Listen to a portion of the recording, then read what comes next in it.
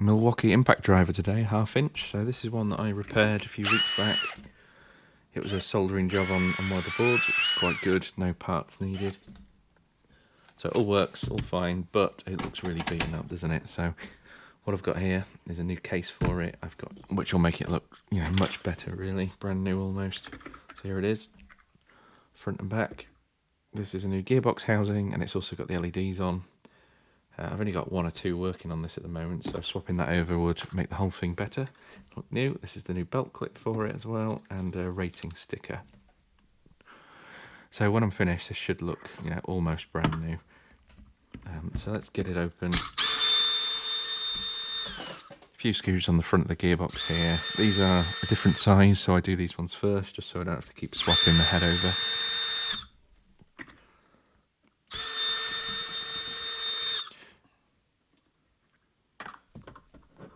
There we go, and then we'll get this flipped over, get it to that smaller head. So the only bit I'm not changing is that back there, the armature housing. So as I did the repair, there was nothing really wrong with it, so there's no point spending £30 to £50 on a new armature when I don't need to. So with most of it looking brand new, this bit on the back, it doesn't really bother me. This is something I'm going to be using as well, so it's not for a customer, so it doesn't really matter that much to me. So we get the armature out. You see there's not really anything wrong with that, so no problem there. So flip it on its side, and we'll get the rest of these screws out. Any recommendations as well for bits here, please let me know. I've used the black ones on the left there, but I've managed to snap a few recently. These ones here are Amazon specials, and they're really wearing quite quickly. You've probably seen the top left there, that, say it wrong, Baco. I've just got one of those recently, but unfortunately they don't go down to these sizes. So yeah, any recommendations, please drop it in the comments, let me know. Definitely need something new for this. Or do we just accept that we snap bits and we have lots and lots of spares? Either way, yeah, good to know what other people do actually. So we've got this open. Let's make a little bit of room. So hopefully what we're going to do now is just lift and shift, if you like.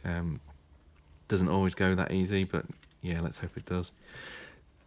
This one, whenever you're doing these, they can be good and bad. So it comes as a unit, so everything in my left hand there is a one part. So if that breaks in a way that's not easily solderable, like this was, you have to buy the whole unit, and normally that costs more than the new tool. So that's very frustrating and leads to a lot of items just being scrapped. So I've disconnected the gearbox there. That was an easy little clip. So nothing really technical on this. If you ever want to do this yourself, there's nothing technical. Just got to make sure you don't break it as you go, because it can be quite costly. So move that bit over. So this is the whole power connector, the trigger, and the field at the top there. Simple enough. But what I'm going to do is concentrate on this gearbox first. So taking this out, really quite simple. Some of the drills are quite complicated and annoying, but this sort of impact driver is quite simple. So you take this plastic housing off the back, and if you can do this in a way where you keep it as a 1, which I do here, after a little bit of an assessment and look there, everything looks fine. But if you can keep this as a 1er, almost take that top clip and just rest it on a surface like that. There we go. So hopefully that's all in one piece. So if you can manage to get it in that sort of scenario, that's the best case to do. So on the new housing, put some grease in there. You don't want it rubbing up against the sides, causing heat or any metal on metal, basically. A little bit more around the outside. And there we go, and then we'll get that over here. Hopefully, as I say, I can keep this all in one piece, which is brilliant. I don't have to take anything apart. And when you get it back down to that point, you really know you've done it correctly. And when this gear lines up in those little protruding areas and it lies flat, that's good. You know that nothing is out of place in that stack. So a little bit fiddly here. Just make sure it fits in properly. You can grab the end and turn it like I'm doing there, and you can see they all fit in nicely. Nothing's sitting proud, which is good. So when you get this top in as well, and that sits flush, you know you've got a gearbox that's perfectly well installed. You don't need to do anything else to it. So that was probably the most complicated bit. But if you, like I say, if you can get it flat, you can get it back in properly as a stack, then that's brilliant.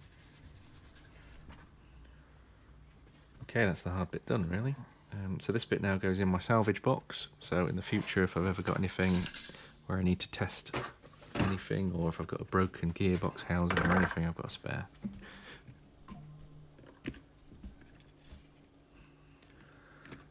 So now we'll start trying to line this stuff up. The really frustrating bit on here is actually this cable. So after I've got it connected, you see it's actually quite long, which causes me issues, but this powers the LEDs on the front, basically. But when I get these in here, the one I did take off, this was actually sellotaped to the back of it. You know, I thought it was a little bit odd, but looking at a few others, that seems to be the standard way to do it for some reason. But that cable is very, very long. And when you're trying to fit these things in and you haven't got much room for any tolerances, you have to really wire it in effectively so that it doesn't stick out. It doesn't make anything else stick out. Got to try and get it in behind the gearbox without making it sit proud and without damaging a cable. So we get the trigger in. This is the change mechanism on the top of the trigger there. We get the selector and the connector in at the bottom, everything lying flat.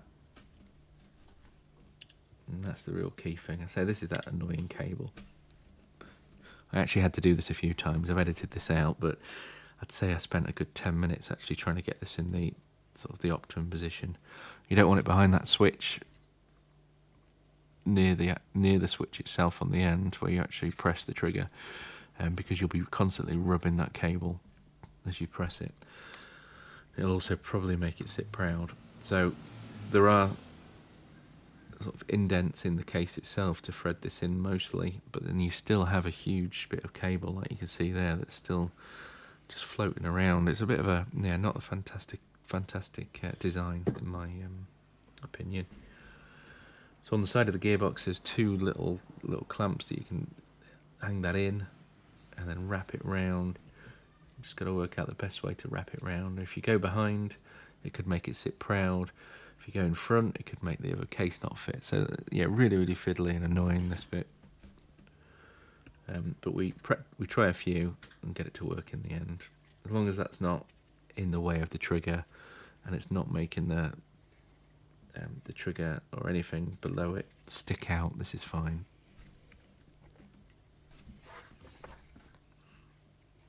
I guess if it was too short, I'd also be moaning that it was too short and everything's too tight, but yeah, fits in the end. So thread it through, thread it underneath. I didn't really want it sitting on top. I did try that a few times. You can probably hear the aircraft there. I am in Lincolnshire, so you do get the Air Force out quite a lot at this time of day. It's probably the red arrows. So we get this change lever in here. Really fiddly. Here we go. So everything's sitting there flush. So pop the case on, just test it a few times. So I did this a few times and had to rechange the routing of things underneath. Get that in. The little change lever was being annoying at this point. Just stick something pokey in there and try and line it up. There we go. And then get this sitting flat. Put a screw or two in. Just make sure that everything is clamped together as it should be. Not rubbing any cables. There we go. Keep checking back as well as you're going. Certainly I've done this a few times where you think you're straight here, you've got everything in, all the screws are on, then you see a big gap at the top. Then you have to take everything out again. So yeah, just keep checking as you're going. I like sometimes to start right in the middle, possibly one on top as well, just to clamp it around the field at the top there and around the gearbox, just to make sure it's going to sit straight. And you can see there's no gaps there, which is brilliant.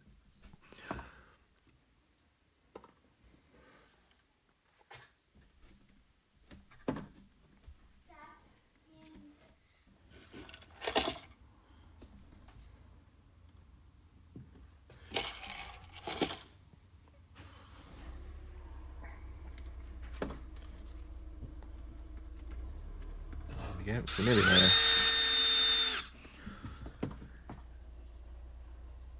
Probably see how I'm moving actually. I've had enough at this point actually. I've redone that case about 3 or 4 times trying to make it sit flat. Lost a screw as well, so I had to get a spare one. But we're nearly there. The pain was worth it in the end. So these are the gearbox ones. So different size head. So flip them out,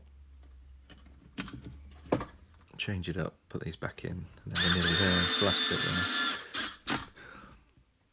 So it's good not to over tighten these as well. I did this on a DeWalt a few days ago. Brand new case. Over tightened it, and you see like a plastic stretching mark, which is not nice. This is metal, obviously, at the end here, which is good. But yeah, don't over tighten these.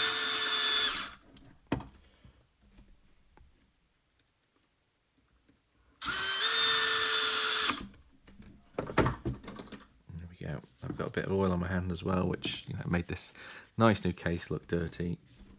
Let's get that off. There we go. So check its switches, check the trigger works, so you don't have to redo it later, take more out. So it's good to, as you go, just check everything you've done is working. So we get the armature in, make sure it sits flush. You can't force this in either. The front of it is connecting into some gears, so you've got to make sure it does fit properly. So go diagonal corners when you do these as well. Always best to do that sort of method. So you're not tightening one side down and then the other. You're basically pushing the whole thing down and then tightening it by going back to the other diagonals. And you can see it sits flush there in the raised sort of triangle Sharpie type edge of the design. That's exactly what you want. Okay. And there you go, look, it's flush, so you don't want any gaps. So as you're doing it, make sure there's no gaps, because that means that the armature of the gear on front isn't actually connecting properly, because it's not in its housing correctly.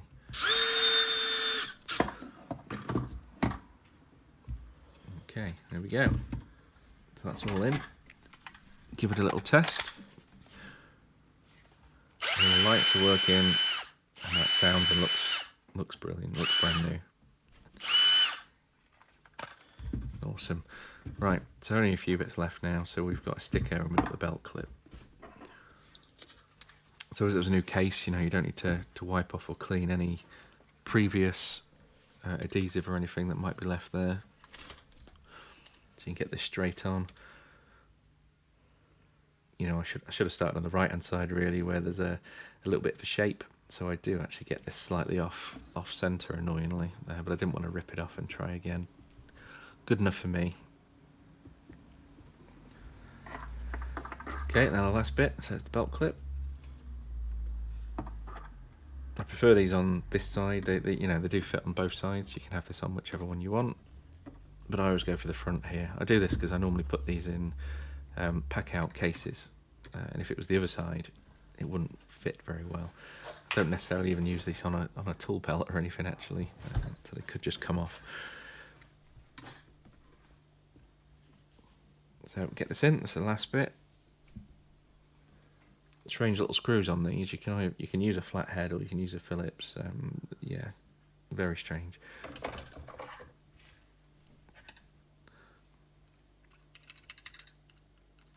There we go. And this is the last bit. So simple. Screw these on. You can get different ends for these as well. If you've seen them, you get little magnetic things. You can get ones that just house two little bits. Yeah, whichever way you prefer to do it. I like this because it makes it look sort of standard as you'd buy it from the shop. So that's it.